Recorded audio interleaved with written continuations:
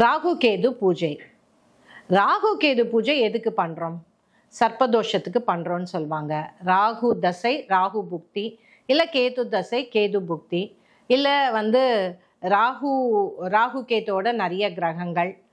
அந்த சர்ப்ப பூஜையில் எது ரொம்ப இம்பார்ட்டண்ட்? அந்த சர்ப்ப பூஜை நீங்கள் எடுத்துக்கிட்டிங்கன்னா 3 பாகங்கள் இருக்கும். இன்ஃபேக்ட் 4 பாகங்களே எடுத்துக்கோங்களேன். ஃபஸ்ட்டு சங்கல்பம். அந்த சர்ப்ப பூஜையில் நீங்கள் எதுக்கு அந்த சர்ப்பத்துக்கு பண்ணுறீங்கிற அந்த சங்கல்பம் இல்லைன்னா ஏம், கடவுள்கிட்ட போய் நம்ம வேண்டுறோம் இல்லையா, கோரிக்கை, கடவுளே நான் இதை பண்ணுறேன், அதுக்காக எனக்கு இதெல்லாம் முடிச்சு கொடு அப்படின்னு. அந்த சங்கல்பம் சரியாக இல்லை என்றால் நீங்கள் சர்ப்ப பூஜை பண்ணுறதுங்கிறது வேஸ்ட். இப்போ கோவிலில் போய் எல்லாரும் சர்ப்ப பூஜை பண்ணுறாங்க, காலஹஸ்தியில் போய் பண்ணுறாங்க, கொடுமுடியில் போய் பண்ணுறாங்க, குக்கே சுப்பிரமணியாவில் பண்ணுறாங்க. ஃபைன், எல்லாருக்கும் ஒரே சங்கல்பம். ராகு தசை ஆரம்பித்தவனுக்கும் ஒரே சங்கல்பம், சர்ப்பதோஷம் இருக்கிறவங்களுக்கும் ஒரே சங்கல்பம். ராகு கேது நால பிரச்சனை வர்றது. இப்போ சர்ப்பதோஷமும் இல்லை, ராகு தசையும் இல்லை, ராகு சுக்கிரன் இருக்கு, அதனால பிரச்சனை. அதுக்காக ராகு பூஜை பண்ணிக்கிட்டு அதுக்கும் ஒரே சங்கல்பம். அவங்ககிட்ட போனீங்கன்னா ஷேம ஸ்தைரிய வீரிய விஜய, ஷேமமும் இருக்கு, ஸ்தைரியமும் இருக்கு, தைரியம் வீரியம் இருக்கு, விஜயம் இருக்கு. அந்த சங்கல்பத்தை யாருமே ராகு தசை துர்பலன் விமோகாய, எப்போ ராகு தசை ப்ராப்ளம் இருக்கும்போது, கால சர்ப்பதோஷ விமோகாய, எப்போ கால சர்ப்பதோஷம் இருக்கும்போது, அப்படி இல்லைன்னா சுக்கிரதோஷம் விமோகாய, கேது சுக்கிரன் இருக்கும்போது, அப்போ கேது சுக்கிரனோ ராகு சுக்கிரன் இருக்கும்போது ஸ்ரீதோஷம் வம்சத்துல இருக்கு. அப்ப அந்த வம்சத்துல இருக்கிற ஸ்ரீதோஷம் விமோகாய. இந்த மாதிரி சங்கல்பம் நீங்க சரியா பண்ணாத போது, கும்பலோடு கூட்டா பண்ணும்போது கண்டிப்பா ராகு கேது பூஜை பலன் அளிக்காது.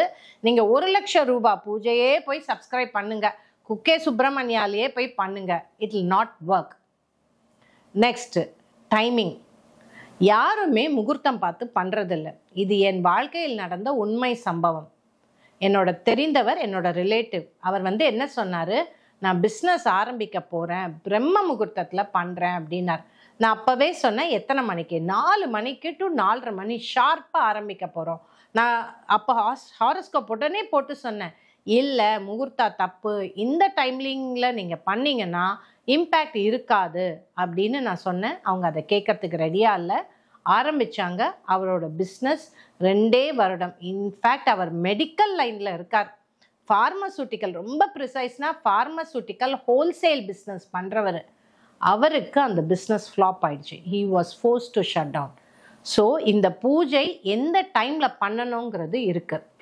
ஸோ சில பேர் என்ன சொல்லுவோம், இப்போ நாங்கள்லாம் அந்த பூஜையை ராகு காலத்தில் தான் பண்ணுவோம்.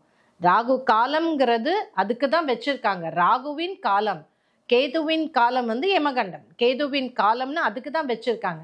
ஸோ மெயின்லி ராகு காலமை டாப் ப்ரையாரிட்டியாக வச்சு பண்ணுவோம். 3வது, சர்ப்ப பூஜைக்கு அபிஷேகம் தான் ரொம்ப ரொம்ப இம்பார்ட்டண்ட்.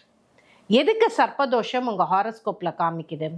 நம்மளுக்கு நடுவில் ஸ்பைனல் கார்டுன்னு இருக்குது, அது பேர் மேருதண்டம்னு பேர். அந்த மேருதண்டம் பிளாக் தான் கால சர்ப்ப தோஷம்.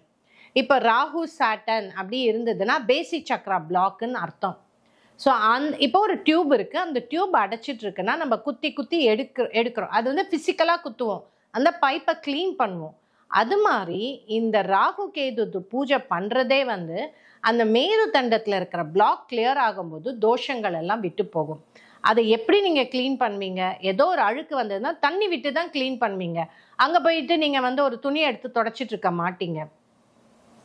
அதே மாதிரி தான் ராகு கேது பூஜையும். நீங்கள் அபிஷேகம் பண்ணாலொழிய உங்கள் ராகு கேது தோஷம் நிவர்த்தி ஆகாது.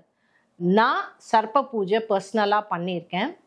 அந்த சர்ப்ப பூஜை பண்ணி முடித்த உடனே வெளியில் நம்ம குளிக்கிறோம் இல்லையா, அது மாதிரி இன்டர்னலாக அவ்வளோ ஒரு சந்தோஷம் இருக்கும். எஸ்பெஷலி சர்ப்பத்துக்கு பாலும் தயிரும் விட்டு நீங்கள் அபிஷேகம் பண்ணும்போது நீங்கள் ரொம்ப சென்சிட்டிவ் பர்சன்னா உள்ளார குளிச்சு ஃப்ரெஷ்ஷாக இருக்கும். அதாவது பஞ்சகோஷம்னு சொல்கிறோம் இல்லையா, ஆஸ்ட்ரல் பாடி, எமோஷ்னல் பாடி. நம்ம தினைக்கும் பண்ணுறது ஃபிசிக்கல் பாடி பாத்.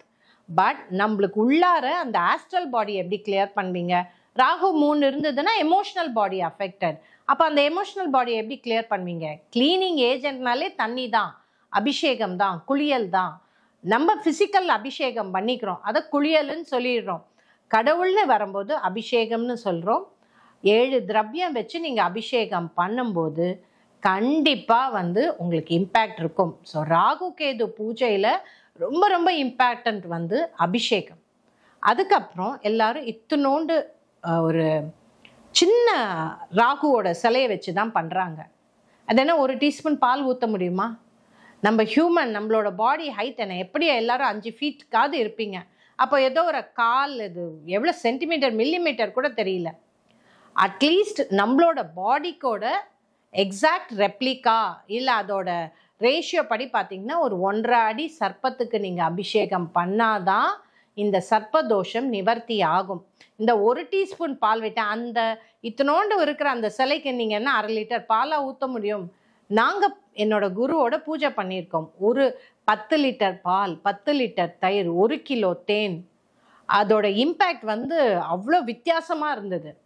அது குவான்டிட்டியில் பூஜை பண்ணுறது, அதுக்கு ஒரு நிறைய வித்தை தேவை. அதுக்கு நாங்கள் வித்தியாசமாகவே பண்ணோம். பயங்கர சேலஞ்சிங்காக இருந்தது.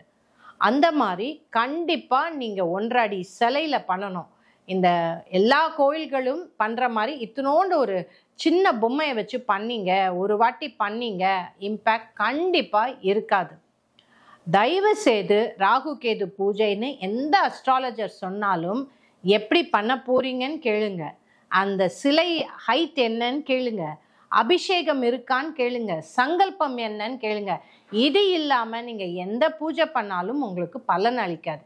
எல்லாரும் என்கிட்ட வரும்போது ராகு கேது தோஷம் இருக்குது, சர்ப்ப தோஷம் இருக்குன்னா நான் குக்கே சுப்பிரமணியாவில் போய் பண்ணிட்டு வந்துட்டேன். எவ்வளோ எல்லாரோடையும் சேர்ந்து ஒரு 500 ரூபாய் டிக்கெட் வாங்கிட்டு கும்பலோட போய் உட்கார்ந்து ஒரு பூஜை பண்ணுறீங்க அப்படின்னா எப்படி உங்களுக்கு இம்பேக்ட் இருக்கும்? தனிப்பட்ட முறையில் சங்கல்பம் எடுத்தால் தான், அதாவது கடவுள் முன்னாடி ஒரு 1000 பேர் நிற்கிறீங்க, ஹே காட் ஐ எம் ஹியர் அப்படின்னு நீங்கள் கையை காமிப்பீங்க. கடவுள் எப்படி கண்டுபிடிப்பாரு? அது ரியாலிட்டி. இப்போ தனியாக போய் நின்று கடவுள் முன்னாடி சாமியே இதுக்கு தான் நான் பண்ணுறேங்கும் போது அதோடைய இம்பேக்ட் எப்படி இருக்கும்? ரொம்ப ப்ராக்டிக்கலாக யோசிச்சு பாருங்கள். நான் ஒன்றும் பெரிய ஃபேன்சிஃபுல் தியரிலாம் சொல்லலை. Just telling you something very very practical. 1000 பேரோட கூட்டோட கும்பலோட பண்ணும்போது எந்த தோஷமும் நிவர்த்தி ஆகாது. கர்மா டெப்த் கண்ணுக்கு தெரியாது. பண்ண தான் பார்க்கடல் மாதிரி வெளியில் வரும். கர்மாவை கிளியர் செய்வது பார்க்கடலை கடைவது போல எல்லாத்தையும் வெளியில் எடுக்கும். அப்போ சில டைம் ஒரு நாள் பண்ணால் நல்லாயிருக்கும், சில டைம் ரிப்பீட்டேஷன் தேவை. ஸோ சர்ப்ப பூஜை பண்ணணுன்னாலோ ஏதோ டவுட்ஸ் இருந்தாலோ தயவு செய்து என்னை காண்டாக்ட் பண்ணுங்கள். கரெக்டாக சர்ப்ப பூஜை பண்ணி தோஷம் நிவர்த்தி செய்கிறதுக்கு நான் உங்களுக்கு ஹெல்ப் பண்ணுறேன். இது Jayashree astrologer. Thank you so much.